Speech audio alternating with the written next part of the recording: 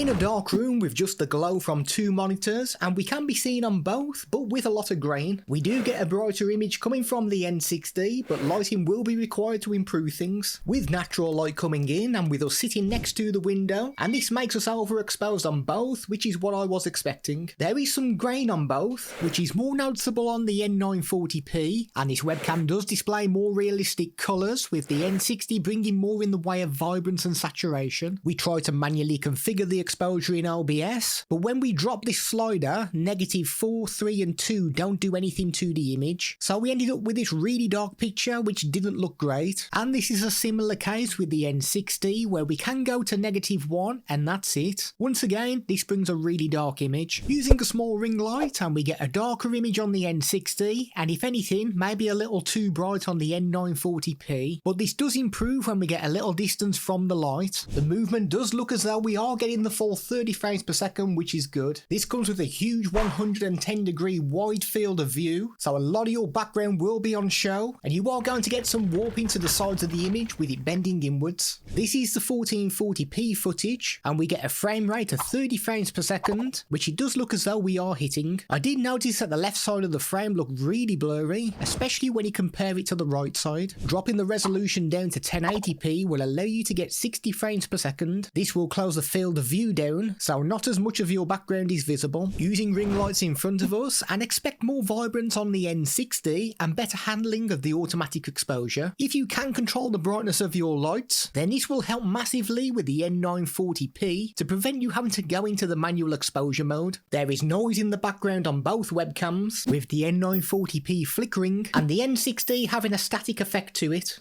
Using backlights brings more vibrance to our face on the N60, probably a little too much if anything. The N940p is holding up well with the backlights, and the colours are more true to life. If you need to bring objects close to the lens, then the N940p will be the clear winner with its autofocus lens. Whereas the N60 is a fixed lens, so you will need to be over 8 inches or so away. Removing a green screen in OBS performed well on both. We had a little bit of pixelation on the N60 in the bottom corner, and some spill from the green screen on the back of our chair, but that's to do with how I've got my lighting set up and my chair being too close to the green screen. This is a microphone test using the Nexigo N60 webcam. This is the kind of audio you can expect from the inbuilt microphone.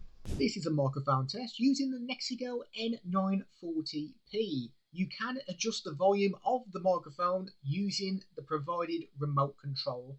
There is a button that we can tap here which will increase the volume of the mic, but I'll let you be the judge and see how loud this microphone's going.